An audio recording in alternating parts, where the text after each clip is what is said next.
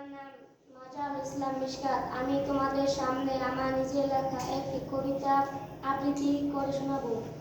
কবিতাটির নাম শহীদ ছেলের হাসি। ওই মাঝে যুদ্ধ করে পেয়েছি স্বাধীনতা, তাই তো এখন লিখতে এবং বলতে পারি কথা।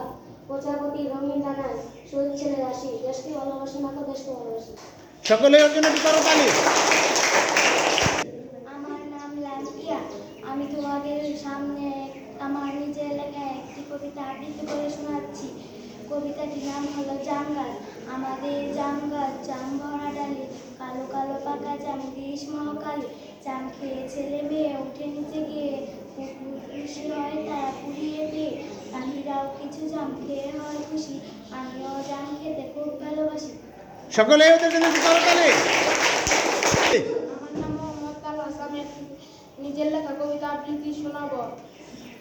ছোট্ট গাছে ছোট্ট পাতা আলহাস, ছোট্ট গাছে ছোট্ট পাতা, ছোট্ট তাহার ফুল, ছোট্ট পুকুর খেলনা করে, ছোট্ট কানের দুল।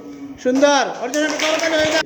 আমার নাম কথা কাকুলি। আমি একটি তোমাদের সামনে কবিতা আবৃত্তি করে শোনাবো।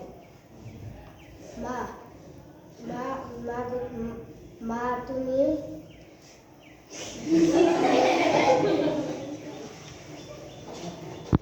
আমার নাম মরিয়ম জান্নাতুল রহমান। আমি তোমাদের সম্মুখে আমার নিজের লেখা একটি কবিতা আবৃত্তি করে শোনাচ্ছি।